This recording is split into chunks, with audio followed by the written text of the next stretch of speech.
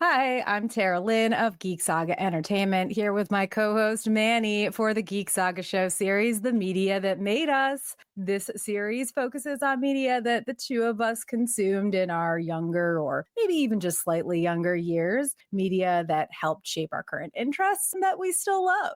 So I'm Manny, and for our 12th Media That Made Us episode, we're continuing our coverage of the reimagined Battlestar Galactica series and discussing the Daybreak Arc, which includes BSG's Season 4 three-part season finale. I guess we're more concluding our coverage than continuing, but Yeah. before we get started, just a heads up that you can follow me and therefore all of the Geek Saga endeavors at a Geek Saga on Blue Sky, Facebook, Instagram, Threads, and YouTube. And you can find me on Facebook and Instagram at Benissimo Art. Just a couple other house cleaning items before we dig in. If you're watching this as a webcast on Facebook or YouTube, pretty please make sure to hit those like and or subscribe buttons. And if you're catching the audio only version on your favorite podcatcher, we could really use some more ratings, especially on Spotify and Apple Podcasts, and would super very much greatly appreciate it if you could take a moment to mark the Geek Saga Podcast 5 stars wherever you're listening. Last but hopefully not least, we hope you'll check out the Geek Saga Entertainment Patreon. We have a lot of tiers with just $3 per month getting you the most prevalent perk of early access to podcast episodes. And for $5 a month and up, you will get a secret patrons only live stream as well. So check it out at patreon.com/geeksaga_entertainment.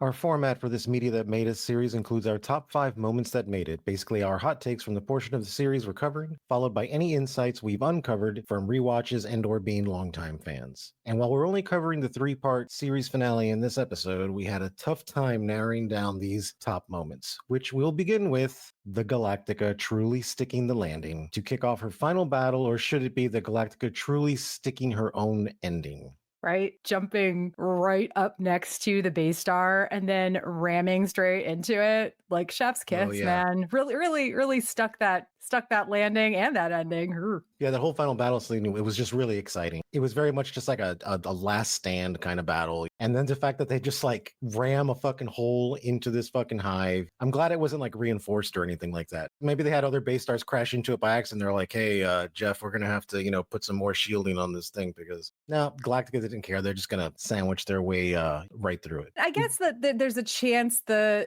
Cylons who are with the people told them about a weak spot, but also there was such a tiny area / window of space that they could jump into at all that it seems very convenient that tiny little space they could jump into also happened to be right at the weak point. So, right at the weak point. No, I'm not complaining. I'm just stating the facts. But it was cool. Like that whole end scene was great because all the gun battles and the way they're like kind of invading the entire hive or whatever, I thought was really cool. It was really nice to see all the original Cylons, which was cool. But I do have one complaint. I noticed that with the past few seasons, probably after season 3, like the beginning of season 3, I noticed that the special effects kept getting worse and worse. And it's really noticeable in this episode with those Cylons. Like, I mean, it is really noticeable. So that was the only thing, that I was like, But that was my only complaint probably about this part of the episode. But I'll never get tired of just watching those guns come out of Galactica and just shooting their firing like solution. Like that never gets old to me, man. I loved it.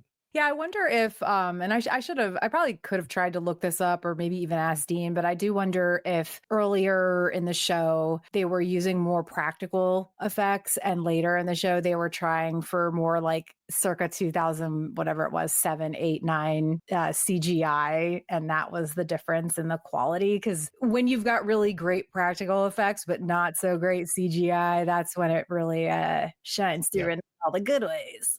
Honestly, the fact that the Galactica survived this at all and was able to jump away was such a shock, though. Her surviving the whole plowing into the base star alone seemed so improbable, nay, impossible. Also, why are all of these terms ramming, plowing into so hypersexualized? Like, okay, I can't think of any terms that fit this scenario that aren't. So, like, anyway. Yeah, I can just see the admiral in the CIC right now. What are we gonna do? He's like, we're gonna penetrate her, but we're gonna do it kind of quickly, But we want to get her ready first, and then we're just gonna make our way in there. Like, it's like, wait a minute. Hey, this is Battlestar Galactica, not a porn. Yeah, exactly. The Oh the man. battle was, I mean, really the highlight for me was seeing that moment where the Galactica jumps, like shows up right in the crux of the base star, and then they're like, "Yeah, do it, go!" And they just ram into it. The rest of the battle is very not rushed in a bad way, but just rushed in the sense of like, holy crap, one thing and another and another and another and another. You barely blink when like Racetrack dies. I totally Mhm. forgotten that when she dies, her hand like hits the thing and sets off the nukes. I will say But this about that whole any outside shot they had there. They used really good angles for everything because they made a point to show you how small the Galactica was next to that hive and then the hive circling that singularity on top of it. You know, they did mm, a really good job with these angles that made the Battlestar Galactica because we're you look at the Galactica amongst the fleet, it looks like a monster. I mean, it's just huge. And this is one of those instances where it's like, dude, this thing just looks like a baby next to this thing. Really good use of yeah. angles. I mean, the Cylon ship is a very good use of angles, let's be real. Yeah, that's true. It's all. Okay. Top moment number 2. Let's all go to the lobby. Let's all go to the lobby. Let's all go to the lobby and have ourselves a prophecy. It doesn't fit all that well, but AKA, this is where I'm going to introduce Maester Manny to talk about the Opera House prophecy, quote unquote, fulfillment. The floor is yours.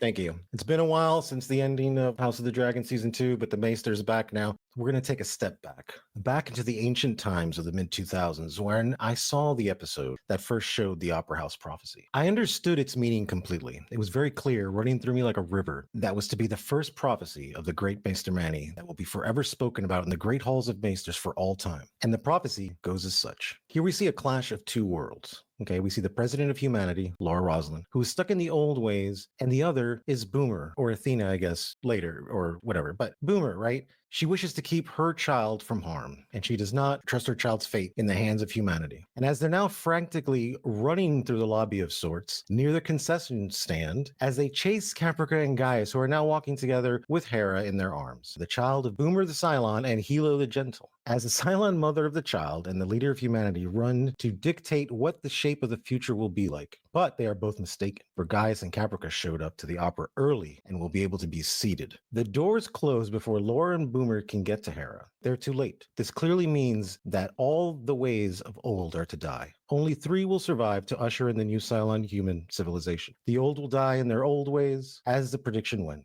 There will be a final battle, and in the heat of that battle, Caprica and Gaius will flee with Hera in the midst of the chaos. And as they flee, they see both fleets getting destroyed. We see Boomer and Laura both coming to the understanding that at least Hera got out alive. A white light fills the screen as both fleets annihilate each other.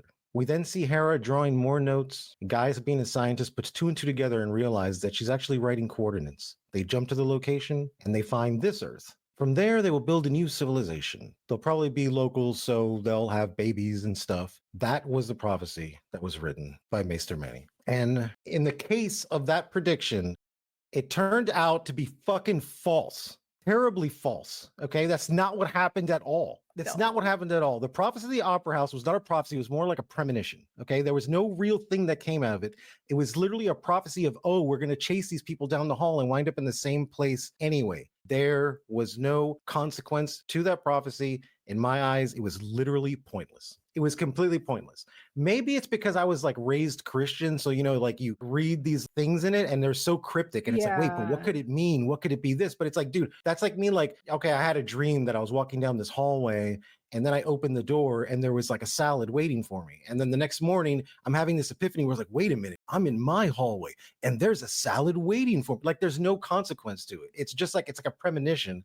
We're just using a different backdrop. Yeah, and they do call it a prophecy too, at least in everything I've read. And I think you're right. It's more of a premonition, and almost when it happens, it's more deja vu for Roslyn than anything else. And I guess what it does is it makes her do the thing that saves. It does lead to a positive, I guess, conclusion, which is a good thing.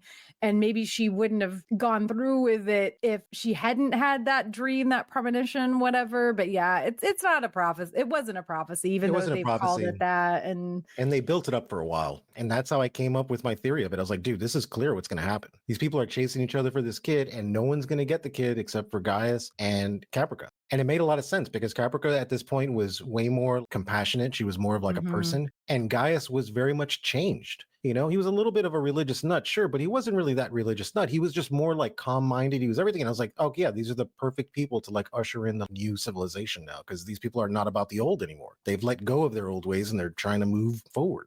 Well, and also, I mean, even in that moment when Hera runs away, Hilo is gravely injured. And to be fair, you don't see him again until the end when you see him like limping around or whatever. And so, you know, obviously he survives, thank God. And I guess that was like a point of contention where they were talking about killing him off. And Tom Pennicott was like, listen, I feel like this is, and I'm paraphrasing, but this is an interview that I read. He was kind of like, that would just be death for death's sake. Like, well, we have to kill off more major characters in the finale or whatever. And I agree. I'm glad they didn't kill him, obviously. But yeah, I mean, I think that in that moment, I think even watching it the first time, do you remember seeing that Hilo was like gravely injured and thinking like, okay, well, if Hilo's gravely injured, who knows what Athena's going to do or what's going to happen to Athena? And therefore maybe Baltar and Caprica 6 will end up with Hera. I was really hoping, because even when I saw that scene, saw Hilo get shot, I'm like, here it comes. Here it comes. The Galactica screwed. They're not getting out of here. The Hive, they're going to fall into that singularity. Everyone's dead.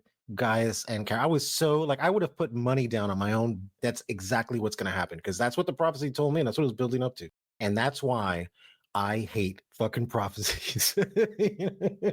Listen, it could have been worse. They could have literally never revisited that whole Opera House thing ever again. True. I would not have expected this show to do that, right? Yeah. They weren't Game of Thrones. I think they chickened out in the end. I honestly think that they were wanting to do other things, and I really feel like they just chickened out in the end. And they were like, we need to play it safe and give it a reasonable ending. They wanted to end it like on a good note where everybody has a happy ending almost. That's not a bad thing. And I say that as somebody who does actually tend to usually prefer things to have more like ambiguous or not entirely happy endings, just because I think that's more like realistic. And I mean, at the same time, I enjoy a good happy ending for sure, but this isn't the type of show that you necessarily expect to have one of those. I'm not mad that it did have as positive of an ending as it did, and that we didn't lose some of these beloved characters. I agree with that. That Hera didn't lose her parents or even one of her parents and have to be raised. And like, you're right, Baltar and Caprica are very different than they were at the beginning, but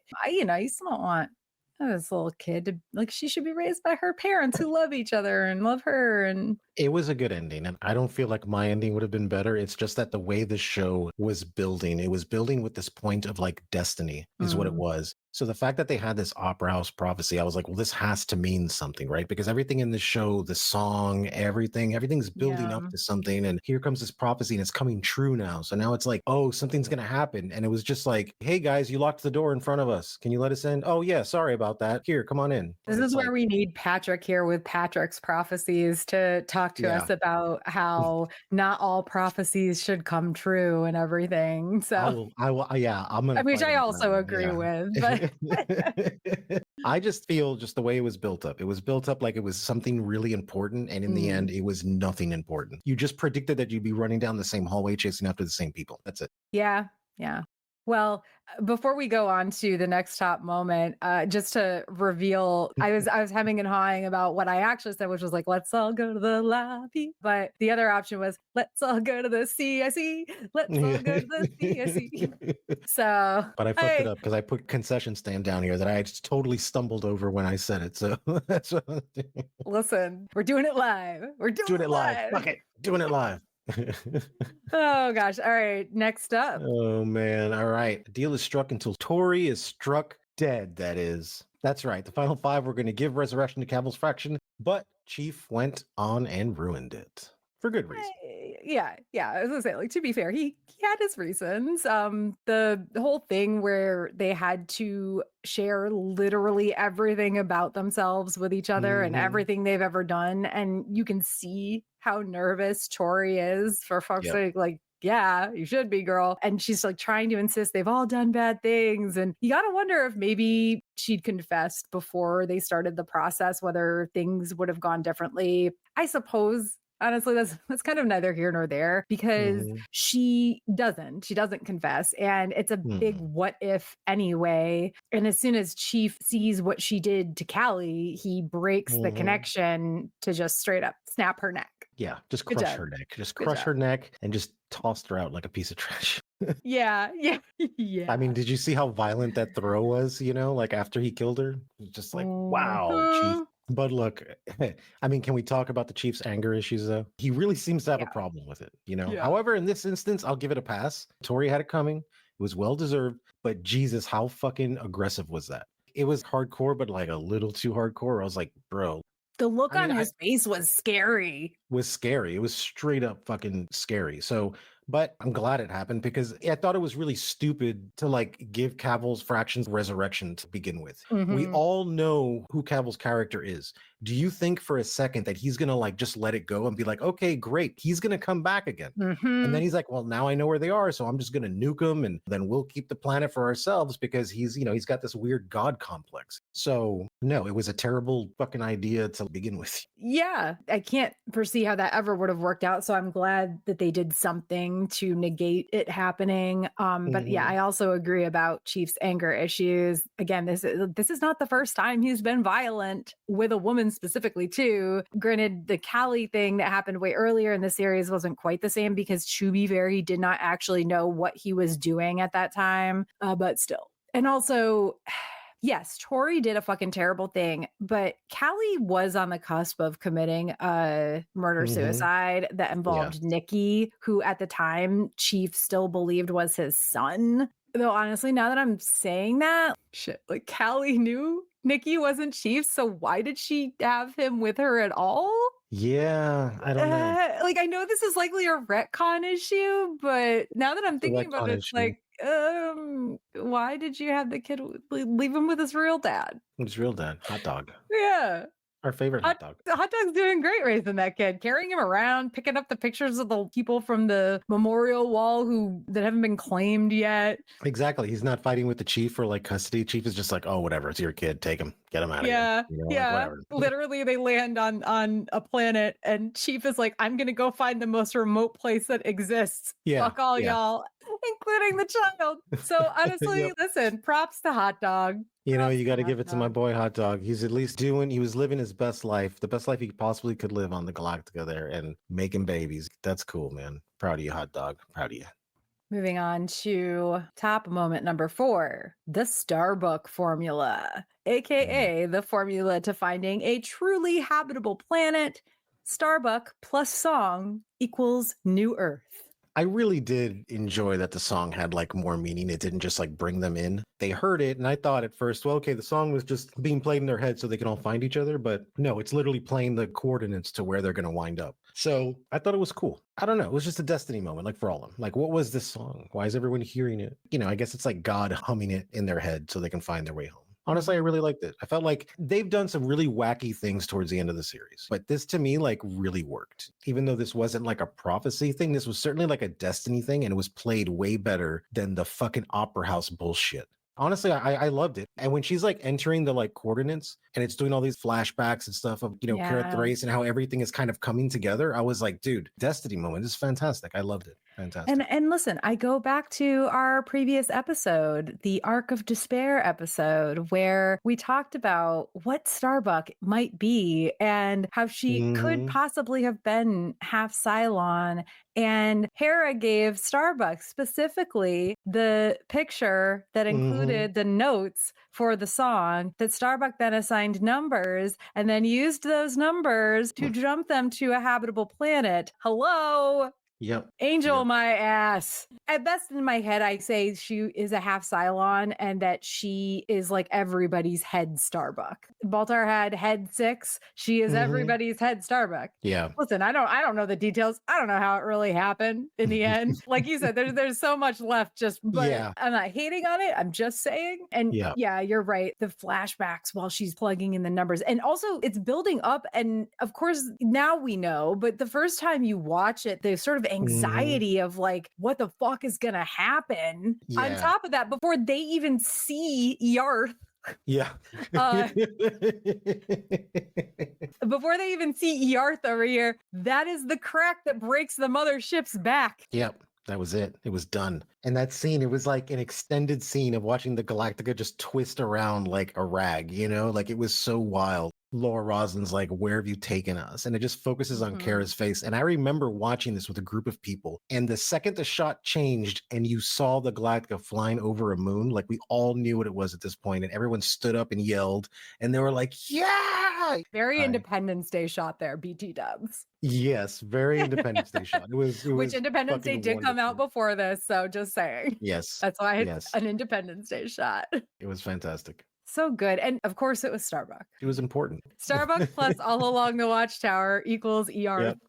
We're moving through these pretty quick, but we do have a lot of insights to talk about. So what's our last top moment, Manny? Wrapping up all these stories and putting a pretty little bow on top.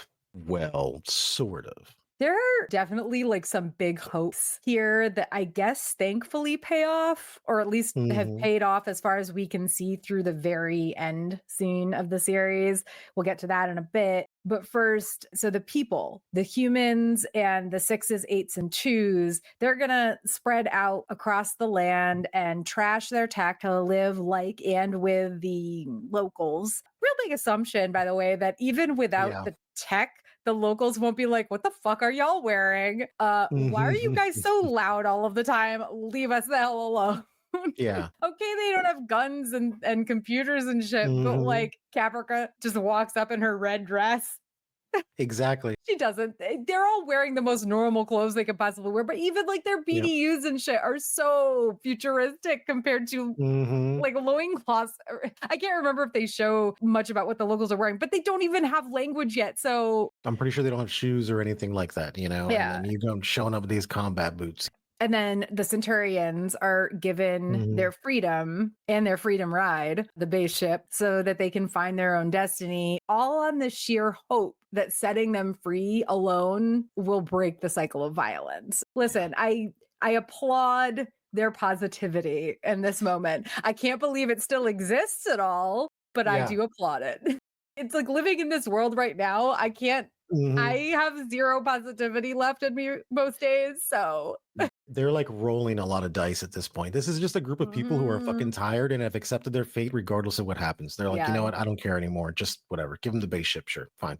Resurrection. You want a resurrection caval? Sure. Take it. You promise you leave us alone? Yeah. Okay, cool. Great. Well, thankfully him and his faction are gone. They're dead now. Thank God. Yeah. He fucking deserved it. The Centurions, at least as of where we are in the very last scene of the show, they seem to have stayed away. So, but fuck, for all we know, they gave the aliens from Independence Day their fucking tech and okay, I'm kidding. But and then of course Anders will pilot the Galactica and the rest of the colonial fleet into the sun, which is probably the most final action of these three that we've just talked about, because those ships obviously aren't coming back from that.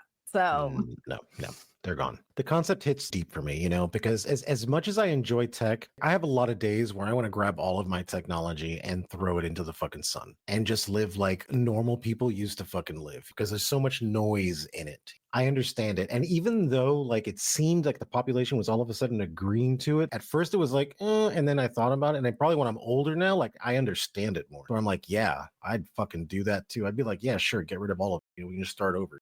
And with the Cylons taking off with the base star, that was just like a really classy ending for them. And the way it was even filmed, again, these last 3 episodes, they did a great job with angles. So you see the planet, you see the base star, then it shows all of them inside with their hands in the water, and it just kind of blinks away. And it's got the epic music, and because all the music in these last three episodes is really epic. It's really just good, and it's very well rounded. It's not just like all the drumming stuff that we heard.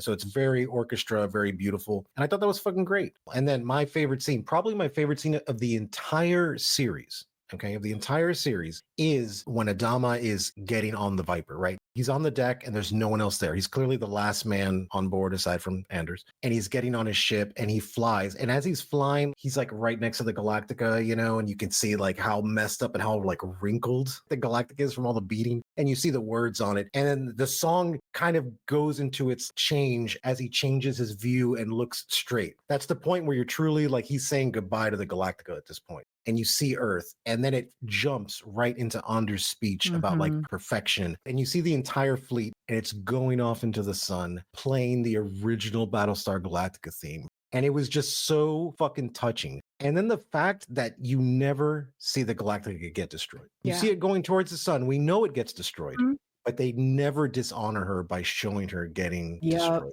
And I thought that that was just And we'll wonderful. talk about the flashbacks some more in a bit, but I want to say Anders' flashbacks, they were the ones that honestly, like they gave me the chills. They hit me the hardest. Absolutely. Like I have feelings about some of the other ones, particularly Rosalind's. But yeah, Anders, the speech he was giving, like you said, that was the one flashback sequence where I think they did a perfect job with it and they timed it perfectly. And it was honestly a really, really good ending for a character who was kind of Mhm. secondary for a long time. It was a beautiful ending. And yeah. was Beautiful also ending for his the character. only one of the four of minus Ellen, but her last name is also Ty. Only one of the four who didn't have a T name. Just saying. Exactly. Get out of here, Anders. Oh my God, it's terrible.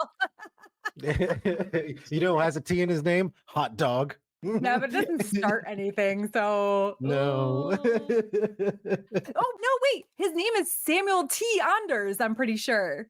Oh, that's right. It is. So he has a T. Oh, he All right. does have a T. Sorry. Base hot dog comparison. Look, he has T's in his name. Is just not like starting it, you know? No, I'm just exactly. saying. Exactly. I agree. But again, the ending would not have been the same if it was hot dog sitting in that puddle of goo as opposed to Anders. Can you imagine if they did that? Can you imagine the flashbacks hot dog would be getting? Like, and what his words of wisdom are? He'd be like, "Oh man, this is cool. Hey guys, we made it. I feel great now. Hey, I hope everybody has a good time. Bye, guys." It would not have been as like epic. And I'm not making fun of hot dog. I love hot dog. I'm just saying his fucking personality is what I'm saying. Oh God. Okay. I think it's time to talk about insights. We're going to talk about insights we have gleaned from being longtime fans, but we're going to start with our Dean sites because this last Battlestar Galactica episode we're doing, I've been referring to any Easter eggs or bloopers. We haven't had a blooper in a long time other than we have talked about the failure to The launch bays. Yep. Yeah. But we haven't talked about bloopers really much in a while, but we are calling production and really deeper insights into the inner workings of the show as Dean sites because my partner Dean knows more about the series than I ever could. And he constantly points things out to me. I long ago lost track of what I knew before I knew him, blah, blah, blah. So the first Dean site is Manny. Moore and the writers hemmed and hawed about what to do with the Galactica at the end. For instance, they considered burying it and showing it being dug up in the far future. And even before they decided the Colonials would get rid of all the technology, they talked about only torching the ships, a la Cortez burning his ships after reaching the New World. That, I think, would have been pretty cool, but it would have been cool to like see the Galactica getting dug up. But then it brings a whole new... Yeah. I feel like it changes because the thing is that I think the point of the show is that it ends in the real world, right? It ends where we're at right now. So by doing that, I feel like it's like, no, I like it better the way it ended. But I do like I'm a big sucker for like the concept of like an ancient ship that's been found many years later and there's technology and all this kind of shit, you know. And then let's face it, if the locals today found that ship today, they would just use all of its information to create all kinds of shit, and then the cycle would happen all over again. Yep. You know? Well, and also like the torching the ships a la Cortez, that's basically what they did. I mean, obviously Cortez and his men brought things to the New World that the New World did not have at the time. Yeah. So it's not entirely like a one-to-one comparison, but I think they took that concept and went a little extra with it. And I'm glad they did what they did. Second, Dean site. The first draft of the script that spanned these 3 episodes is what it is on Amazon Prime. I think it's actually what it's also listed as on Google. But I feel like when it aired, it was Daybreak Part 1 was by itself, and then Daybreak 2 and 3 were together, from what I remember. But anyway, whatever. The first draft of the script that spanned these episodes was almost exactly what was shot. But there was one exception that was pretty big, at least in my opinion. That very first draft had Adama and Roslyn getting into the Raptor and flying off into space, never to be seen again. But Mary McDonnell reminded Moore that not only had she counted on having a death scene, but that Moore himself had promised her one. So that is, of course, the route they took. This actually flows right into my first personal insight, and also kind of gives me a bit more to say about it. First of all, I can't believe they ever thought about not showing Rosalind die on screen. Yeah. I don't know that they show her take her absolute last breath on screen. The cutting and everything makes it like a sure, but we all knew she was going to die for sure. And it was heartbreaking and powerful at the same time to see her basically right up to her very end. I can't imagine the show without her final moments. I really hate when people use the term frack in general conversation, but this is a BSG webcast, so I'm going to conclude this particular insight by saying frack cancer. And I knew I was going to choke up at this because I've got some personal stuff that has happened this week. So, Manny, what's your first personal insight? The more things change, the more they stay the same. It's a quote from a French critic, Jean-Baptiste Alphonse Carr. I probably completely mispronounced that, and I don't give a shit. Okay, no, you got sorry. Jean-Baptiste Alphonse. That's right. Okay. We have some of those names in Cuba, so, I was familiar with it. And anyways, as I always keep bringing the show back to Deep Space Nine, because I think I've done that probably in almost every episode at some point, this quote was also used in the last episode of Star Trek Deep Space Nine. So I thought that was a nice little moment for me anyway. For the 5 people that watch Deep Space Nine, but I'm sure there's tons of people that watch Deep Space Nine. I was just not one of them. Okay, so one thing I want to touch on a little bit is Head 6 and Head Baltar, the real 150,000 year story. I liked how Caprica and Baltar were together in the final battle. Actually, let me do a random aside, mini insight. Why did they have sickbay prep all of the triage stuff when they knew they were going to ram the base star? I've never thought about that before, but I've also been watching The Pit on HBO, which is a show that takes place in an emergency room. And so they're always prepping triage and shit. And it's like, why would you put all those scalpels and shit on the tables if you knew you were going to be like crashing into ramming something? Maybe you should have done it after. Have them contained in enclosed cases or something. Maybe they don't have those, but also like, why would you do all that knowing that it was all just going to fly everywhere? Anyway, for God's sakes, like take the wheels off of the fucking beds, Yes. What happened there? Who did? I know Rosalind was part of that, but there were doctors there. Okay, there were doctors there. Not Coddle. Nope.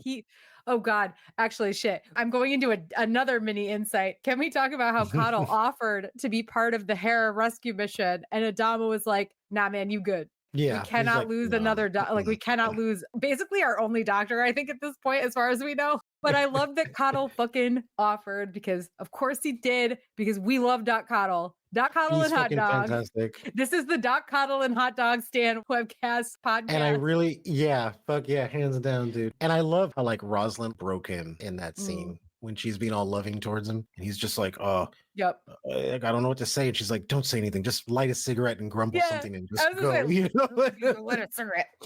Yeah, exactly. Oh my God. Okay. I've gotten off track. The original thing was Baltar and Caprica 6 being together in the battle, and Caprica 6 saying, "I'm proud of you." I never thought about it, but that's the one thing I needed to feel about you that I never had before. And then they like make out and stuff. And feeling proud of somebody you love is a very powerful thing. It's a very powerful emotion. The way I feel proud of like Dean, my stepkids, my sisters, like my nieces and nephews, my friends, hearing her say that and what comes after, it's not about them finally, they're finally back together, guys. It's more just like, that's what she needed to get to that point. I don't know. It was nice. Then also funny that Head 6 and Head Baltar are like, hey guys, stop. We're here. Yeah. We're proud of you too. We're here. We're not queer. At least, I mean, listen, honestly, I'm pretty sure. Well, first of all, absolutely. Neither one of them is perfectly straight. Sorry, not sorry. But yeah, Head 6 and Head Baltar showing up and just kind of, what's up? Hey guys, You can see him. you can see them? Both of them or just one of them? What are you seeing both of them? Which one are you seeing? Which one am I seeing? You know, mine looks like hot dog. We follow the head six and head Baltar through the end of the series. With Baltar's like very extra. Those sunglasses he was wearing were honestly like those went out in like 2003 or so. Yeah, But dude. the Mouth fashion in glasses, this you know? show at the Yeah. like in the beginning, it's like, okay, this is 2002, 2003-ish fashion, maybe in most cases. But by the end, it was like, oh guys, come on. They're supposed to be in present day New York City. Those sunglasses are out. They've been out Well, for like those have 5 been years. out for a while. Exactly. Exactly. It was very, I don't know. I am interested in your thoughts on Baltar and Caprica in the far future and just them being like, I guess, the shepherds of the story in a way. Yeah, they And kind then of she's are. the one that's reading the mitochondrial Eve Mhm. article, which is, ugh, but But again, it's like, we never get a clear answer as to what they are to begin with. Is that Caprica and Baltar? Because in death, there's no time. So could it be that that is Gaius who mhm. died and he just kind of appeared to himself back in time or to Caprica to kind of guide them together? Is that what they are? Or are they just angels disguising themselves as Gaius and Caprica? It never quite tells They're you what that actually is. seraphs. Okay. Seraphs. They're Okay. wingless angels. They never got to appear in Battlestar 1980. So, No. but to Yep. be honest, them being seraphs is actually kind of more believable than most other things. So I like a lot of other things other than them just being angels. Yeah, no, I did too. But even to me, it's like they could be angels. But again, if they would have just explained it, why did you help us this whole time? Oh, because we are you, right? Like you pass Yeah. away eventually, and that's what we are. And we just wanted to come back and see you or whatever. There could have been an explanation to it. There wasn't. That's fine. Ambiguity, whatever. That's totally fine. I'm okay with that. If it was just seraphs and it was just angels or whatever, why did they embody the way these two people look? Why wasn't it their own look or something else? This doesn't entirely apply. And I'm talking about a dream. So again, that's what I'm saying. This doesn't entirely apply. But my dog, Wendy, passed away in 2019. She had cancer. And in a lot of ways, it was a very sudden end. She seemed okay. I had taken her to the vet for some minor problems. One day she collapses. I have to spend like $8,000 in emergency surgeries and vet bills and whatnot. They tell me after the fact that they biopsied the tumors. It was cancer, whatever. It had spread like a month after the surgery. She collapsed again and I had to let her go. It was a very fucking difficult time for me. Years later, I mean, I'm talking even like as recent as, I can't remember the last time exactly, but for sure within the last year, I still have dreams where my dog, Wendy, she shows up in my dreams and I know she's dead. Like I know I'm Mhm. seeing a ghost Wendy or an angel Wendy, but Yeah. there are other people there. And I ask them, can you see her? Can you see her? And they can too. And the Yeah. thing is, like, I always know she's not, like, I always know she's going to go. And it's like happy and sad at the same time because like Mhm. she's there with me in the dream and she's like playing and young and happy again and loving me and loving my friends and my family, whoever, because it's been different groups of people, but it's always people she knows. And I know she's going to go, but also all the people in the dream, they can also see her. I don't know if they understand that she's going to leave, that she's not, she's not alive, but like Mhm. there's a part of me that it's like, I know that this isn't a dream for them or anything, but there is a part of me having had these dreams now, which I had not when I first watched the series, that it seems like almost like a situation like that. Does that make sense at all? Like, or am I Yeah, just no. blabbering? No, it It's makes not sense again, though. it's not a one-to-one comparison, but Yeah. anyway, so what's your next insight? Mine is less of an insight and just more of like a commentary about this arc altogether. It may sound weird after all the arcs that we've done, but I feel like this one was the most out of place out of everything because it really felt like its own contained miniseries. It had a definitive beginning and had a definitive ending, and anything in the middle they filled in with flashbacks. It starts off a new show and it ended like with the flashbacks and where they're at. It sets this kind of like finale tone where you just know, like okay, here it is, but it comes with just flashbacks after flashbacks after flashbacks. And I felt like a lot of the flashbacks should have taken place earlier in the series because I feel like there was a lot of them that were very telling in particular the ones with Gaius. When you see what Gaius went through with his dad, it really made me feel bad for him, where I'm like, oh, no wonder he's like so arrogant. He's like, look at me, I'm better than everybody kind of person, because he was literally being belittled by his dad the entire time, and it was just like a piece of crap in his dad's eyes. No wonder he grew up to be like that. And I felt that that was a very strong part to understand about his character, and not to like forgive some of the stupid shit that he's done, but like, I get it, you know? And then it makes like a lot of sense where it's like, yeah, he's rebellious and he's like, you know, whatever the hell, but let's face it, he didn't want to sign that paper to execute those 200 people on the planet. He was sitting there with a gun to his head. He wasn't a bad person. He was just misguided. You know, he was just dumb. And you can see it like, well, of course he was, because the guy was treated like crap by his fucking father. So he wanted to just be, I don't know. But the other flashbacks are like really cool too. It was cool with Laura Roslin that it kind of reveals her backstory, because that one was heartbreaking, you know, because it's like the baby shower, then they leave, and then she gets woken up in the middle of the night. Her sisters died in a car wreck, and then your whole family, sisters and your whole dad. family. My God. Yeah, it was like everybody. And then she kind of goes back to normal, not normal, but she's like kind of getting on with her life and sleeps with one of her students. Not that she was still a teacher, it was one of her past students. He was a full-on adult. Like, there's definitely full-on adult. It's definitely a May-December thing, but he was a full-on adult. So. Exactly. So it was cool to like see those, and even the flashbacks with Kara and Lee, and to see how something almost happened between them and like all that kind of stuff.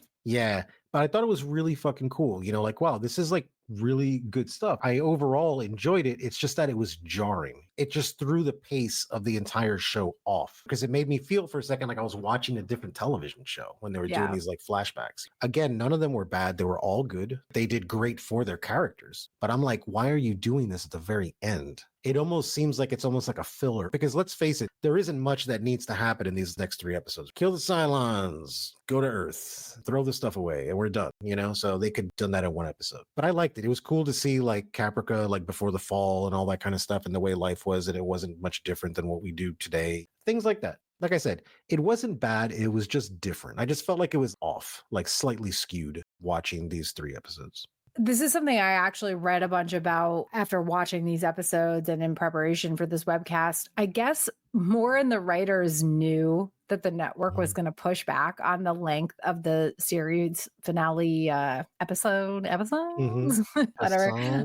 And they also knew that the first thing the network would suggest to cut would be the flashbacks, which is what happened. But more in the writers really, really wanted to keep them no matter what, because they wanted to show the characters how they began in simpler times, et cetera, et cetera. But I agree with you. Like, personally, I feel like, why didn't they spread these out throughout season 4, or even just throughout the second half of season 4 versus cramming them all in at the end? Again, I'm with you. I don't hate them or anything at all, not by any stretch of the imagination, but they did leave the pacing feeling off, especially like if we're going to look at this as it is on Amazon Prime, which is 3 separate episodes, Daybreak Part 1 especially is very off. It's very off. But you're right. I like what we saw. I just wish it had been not all shoved into the finale. As for Baltar and Caprica 6, I think they meant to show a deeper connection between those 2 characters with the flashbacks, but I'm not quite sure they succeeded.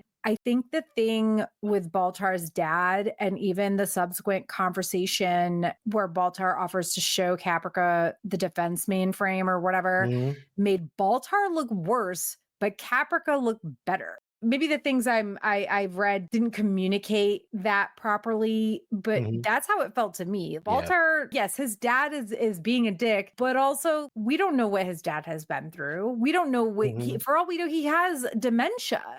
And that is true. People with dementia and people at the end of their life, they can be really mean and really paranoid. This is not because they are actually bad people at all. It's because their mental faculties have just, they're not there. I don't know that that's entirely what they were trying to, I think they were, you're right, trying to show that Baltar's dad was like sort of abusive or whatever. But at the same time, some of that is like a difference in, his dad was raised as a farmer, as we all know. And also we get that scene at the very end where actual Baltar on Earth, he breaks down remembering, I know how to farm. And that was actually really, really nice. Beautifully Yeah. acted. It felt Yeah. so real. And I think that James Callis is a great actor, but he really brought his fucking triple A Mhm. game to these last episodes. I mean, he really Yeah. fucking brought it. There's no problems with his acting. His acting was perfect from start to finish of this series. But I feel like in these last episodes, No, for he sure. fucking brought it. But yeah, I mean, I do think that those flashbacks made him look worse and they made Caprica look better. And whether or not that was something they intended,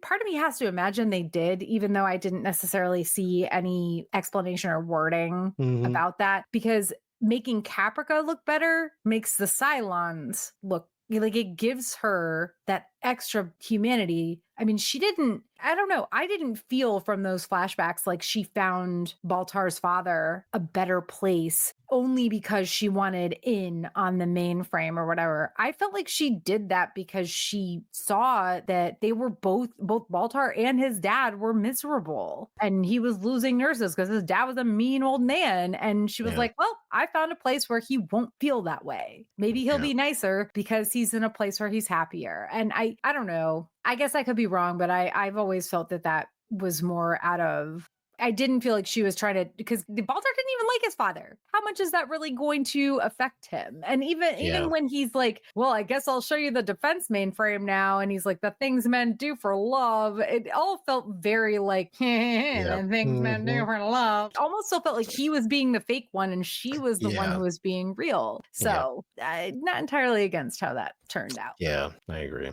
Gosh, I mean, I can't believe we've reached the end of this series. Now that we are at the end, I don't know, let's give some general conclusions about how we felt rewatching and talk to me about, has covering this on the webcast made you feel differently about things, including hot dog? Yeah, including hot dog. I found a new love for hot dog. There was things that I was more critical about this time than I was the first time that I saw it. And not in the sense of special effects or the way it was, but the characters in Gata, right? Like Gata, like I liked what had happened to him and I was like, wow, it's cool. And yeah, it sucks it went down. But now watching it, I'm just like, man, fuck you, dude. How you going to do shit like that? I was not like as forgiving with him this time around than I was the first time. Which is funny because I think I was more forgiving this time. Really? Yeah. Not entirely forgiving, but a little bit. Maybe not forgiving, more understanding. Yeah, I would say it was probably a little more critical about some of the people to where I was just like, dude, you need to chill out. With Hilo, you know, there was times that he aggravated me because I'm like, dude, can you stop being a goddamn saint for just 5 fucking minutes so we can like actually get shit done? Never. You know? He never gave in. And even with shit with like Anders and Starbuck, where it was like, Anders, man, like, what are you doing? Why are you still chasing this chick? She treats you like shit all the fucking time. But back then it was like, yeah, Starbuck's fucking cool. And I still love Starbuck, don't get me wrong. But at them as a couple, I'm like, bro, he would have been, look, Anders and Hilo would have been my best friends. Like if they were real people and I was on the Galactica. Starbuck did not deserve Anders. You know? Okay. No, like not at all. No, not at all. And it's like, dude, why are you torturing yourself with this bullshit? So yeah, there was things like that. But when it comes to like some of the main characters, like the president or the admiral, I really liked the admiral's story just from start to finish. He's easily my favorite character throughout the entire series. And I loved his flashback in the last episode when they're putting like the fucking lie detector test on it. And he's just like, get this crap off me, Fuck you know, this like shit. he's like, fuck this, man, you know? I ain't going corporate. Yeah. He's like, I'd rather spend my fucking days in a fucking broken down old ship than have someone question my word. And when he says it, he's like looking him dead in the eyes. And it's just like classic Edward James Olmos, baby. Classic. The poor special effects was something I noticed this time around that I didn't notice last time, but it had more to do with like the Cylons and some other like weird stuff. But I felt like their ships were pretty much on point from start to finish.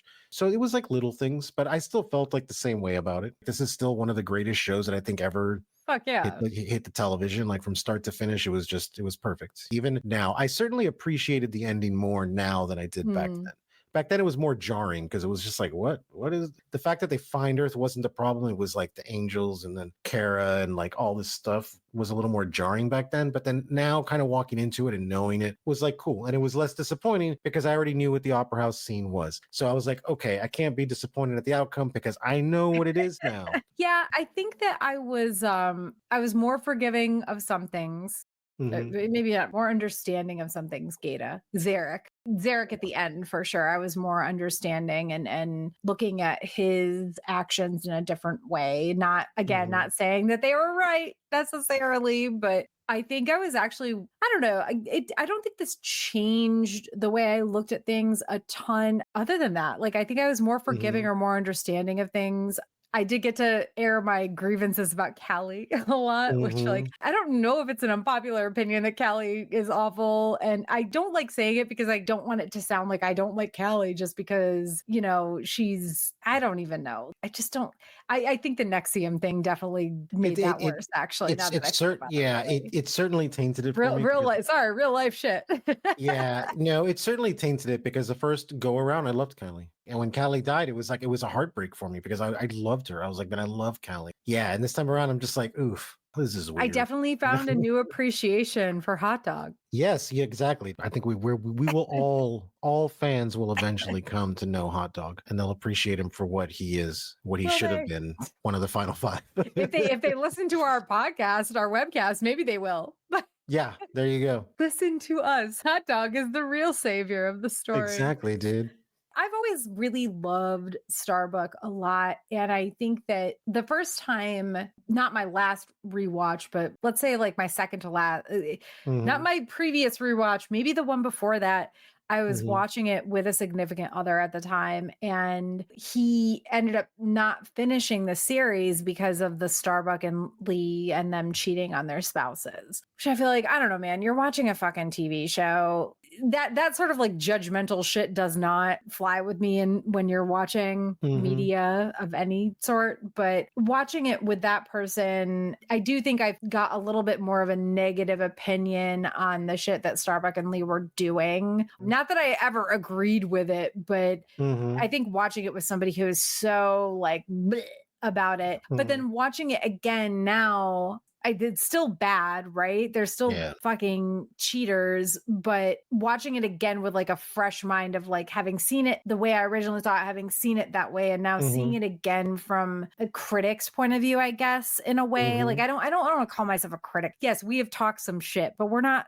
critics of this show in the sense that we're like, oh yeah, fuck this show. We're never watching Yeah, it again. Like, absolutely. exactly. Give me a few years, maybe less. I'll watch this whole show all over again. And that's, yeah, I definitely had some different thoughts about Starbucks character and everything. This is also the first time I think I really went back and looked at the blog entry that I wrote that we talked about in our last episode Hmm. about all the theories about who or what she was. Getting extra insights from Dean has been really nice more just because he's like studied the show inside and out. Hmm. Getting some more insights from him has been interesting. I also think I thought, especially in these last 3 episodes, I thought a lot more about Baltar and Six than I ever Hmm. had in the past. Like in the past, I was kind of like, ugh, whatever. Baltar's been doing his own thing. Six was with Ty and like pregnant with his baby for a Yep. while. As it is, the reason the show was obviously worthy of media that made us, and I continue to feel just Hmm. this immense like love and appreciation for the show is because how many shows can you say are just this good? Yep. Even with the flaws, even with the anything. Yep. How many shows can you it's still one of my top 5 Totally. shows. Yep. Always will be. I literally cannot imagine it not being. 5 out of 5, 10 out of 10. Or what do we no, we usually rate 10 out of 10 Zach Morris's, right? Yeah. So we never gave the media that made Media us made us know. scale. What would it be named? I don't want to go with something as base as stars. Hot dogs. Hot dogs. Hot dogs. There you go. It's got to be hot dogs. It's got to be hot 9.5, dogs. 9.5 out of or 9.75 out of 10 hot dogs. I'll give this one a 10 out of 10 hot dogs Mm, just because of the way it made me feel when I first watched it. I can look at yeah. it now and I can like tear it apart, but this was the only show that brought buzz amongst people who I didn't normally talk to at all. And like I made friends from it because it was always like, dude, did you watch last week's episode? Like, what do you think is going to Yeah. happen next? And every episode we watched, it was just so memorable and like amazing. And it's like I watched it with this cousin of mine who passed away about 7 or 8 years ago.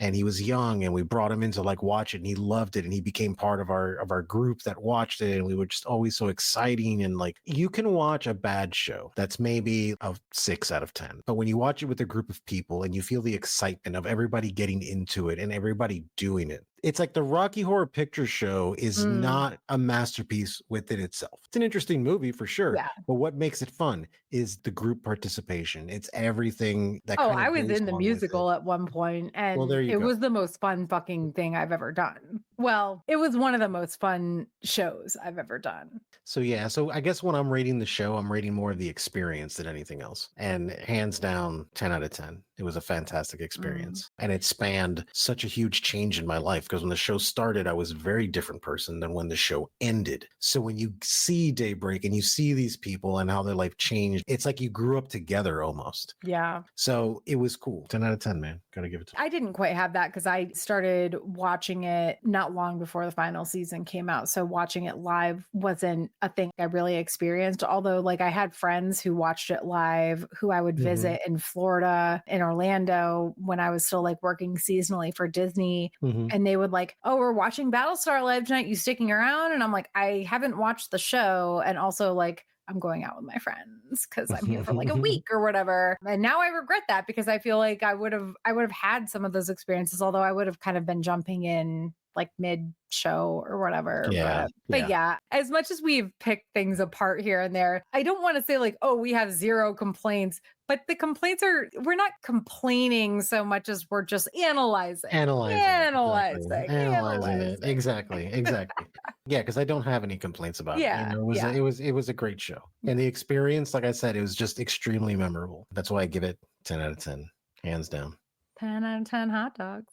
To the galactic you do realize that throughout our media that made us, no matter what we're covering, we're always going to rate things on scales of hot dogs. Hot dogs now, exactly. 10 out of 10 hot dogs. They serve those in movie theaters too. So. Exactly. They should have thrown that in that fucking opera house prophecy. Them getting fucking hot dogs. And then I would have been like, oh my God, the prophecy has something to do with hot dog. Hot dog is the final Cylon. Or maybe he's God. He's not even he's like God is what it is. No. Oh my God. No. Anything else before we close out? It was one hell of a ride. It's been a hell of a ride. We've been doing this almost a year now. Our first episode was, I'd say, May, right? late May of last year. Yeah, almost a year. Our next series won't be that long. Get into that in a second. As we close out this episode, we just want to thank you for joining us for our 12th Media That Made Us show on the Battlestar Galactica Daybreak Arc. We will be back on Wednesday, April 30th to kick off our next Media That Made Us coverage on, drumroll please, the Lord of the Rings movies, you guys.